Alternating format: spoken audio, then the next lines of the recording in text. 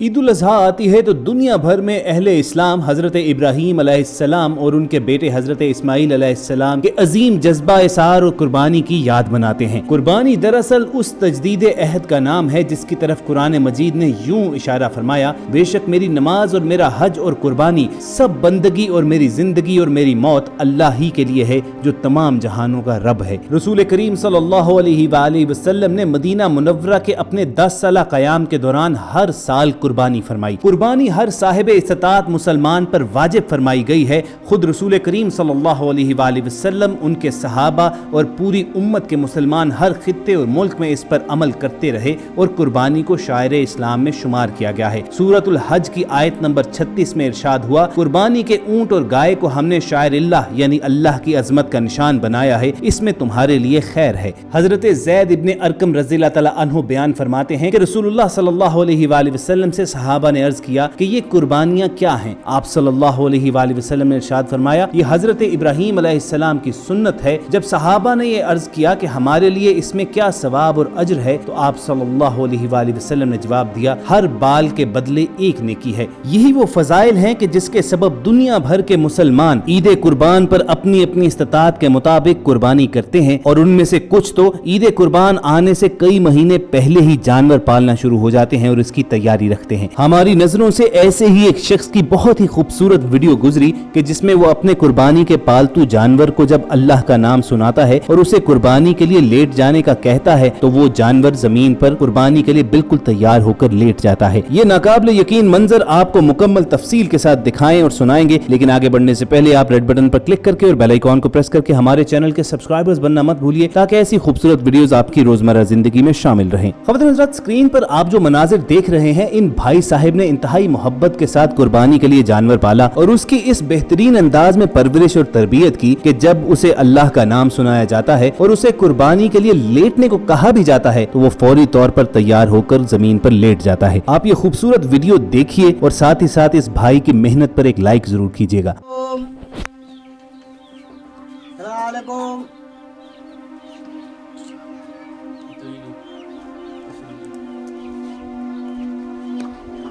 اللہ کے سر چکا،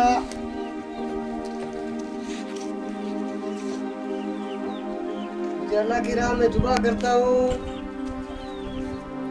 مجھے ذبح ہونا منظور ہے اللہ کی راہ میں۔ لیٹ جا۔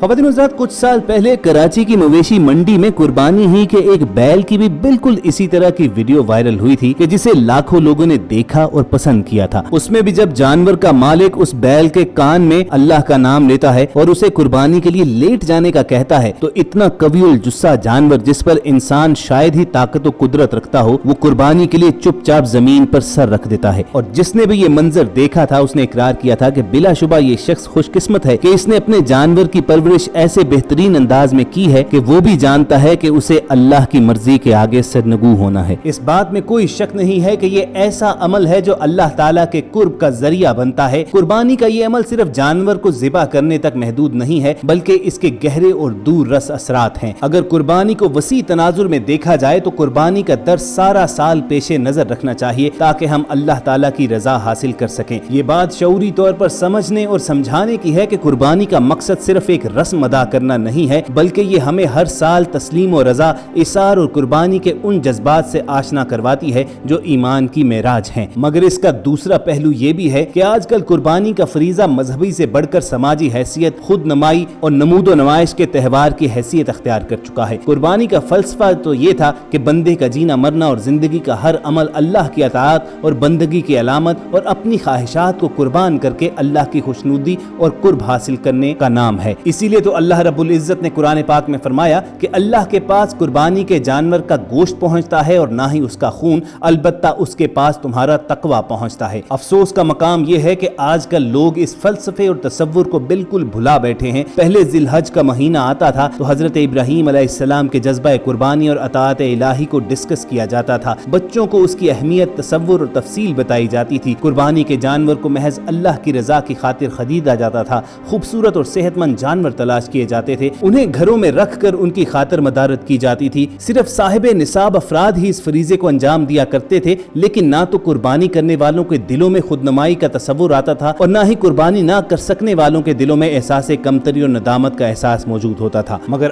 آج کل قربانی کا فریضہ نمود و نمائش، ریاکاری، دھینگا مشتی کے تہوار کی حیثیت اختیار کر چکا ہے، جس میں تمام شعبہ زندگی سے تعلق رکھنے والے افراد اور طبقات شامل ہیں۔ جانور بیچنے والے خریداروں کی جیبوں پر ڈاکہ ڈالنے میں مصروف نظر آتے ہیں۔ جانور انتہائی مہنگے بیچنے کے باوجود عیب دار اور بیمار جانوروں کو بھی دھوکہ دہی اور جھوٹ سے فروخت کر دیتے ہیں۔ جانوروں کے سینگ اور دانت توڑ دیے جاتے ہیں اور مصنوعی طور پر ایلفی اور تاروں سے لگا بھی دیے جاتے ہیں۔ بیسن اور دیگر غذائیں یا دوائیاں کھلا کر وقتی طور پر ان کو فربا اور پرکشش دکھایا جاتا ہے اور ایسے بیش قیمت جانور بھی فروخت کے لیے پیش کیے جاتے ہیں جن کے بارے میں دعویٰ ہوتا ہے کہ یہ دودھ، بادام اور اصلی خالص گھی وغیرہ کی خوراک لیتے ہیں۔ اور افسوس کی بات یہ ہے کہ لوگ اللہ کی رضا کی بجائے صرف دوسرے لوگوں کو دکھانے اور بتانے کے لیے کہ ہم نے اتنا مہنگا اور اتنا بڑا جانور خریدا ہے، یہ تمام جانور منہ مانگے داموں منڈی سے خرید بھی لاتے ہیں۔ ہم یہ بھول جاتے ہیں کہ قربانی کے ذریعے اللہ تعالیٰ کے لیے جان قربان کرنا مقصد ہوتا ہے، اس جذبے کا اظہار کرنا ہوتا ہے۔ اس میں گوشت کھانا مقصود نہیں، نہ ہی اس میں ریاکاری دکھاوا آتا ہے اور نہ ہی کوئی وسوسہ اور آنا چاہیے۔ یہ خاص اللہ کے لیے جان اور مال کو قربان کرنے کے جذبہ دکھانے کا نام ہے، جس کی طرف قرآن مجید میں اشارہ بھی کیا گیا کہ آپ کہہ دیجئے میری نماز، میری قربانی، میری زندگی اور میرا مرنا اللہ ہی کے لیے ہے جو تمام جہانوں کا پالنے والا ہے۔ مگر ایسا محسوس ہوتا ہے کہ پوری قوم سنت ابراہیمی کی روح کو بھلا بیٹھی ہے۔ لوگ تو چھوڑیے، ایک طرف پاکستان کا میڈیا بھی عوام کی توجہ محض مویشی منڈیوں، اس میں لائے گئے بھاری بھرکم جانوروں، ان کی قیمتوں اور بیپاریوں اور خریداروں کو درپیش معاملات کے علاوہ کسی بات پر توجہ نہیں دیتا، جہاں ہونا تو یہ چاہیے کہ میڈیا عوام کو یہ درس دے کہ سادگی ہی اصل روح ہے اور ہر صاحب استطاعت اپنے وسائل کے اندر رہ کر قربانی کا جانور منتخب کرے۔ مگر افسوسناک طریقے سے ہر قسم کی ریاکاری اور نمود و نمائش کو بڑھاوا دیا جاتا ہے۔ لوگ کئی جانور ذبح تو کرتے ہیں، لیکن کم ہی لوگ ایسے ہیں کہ جو ان کا گوشت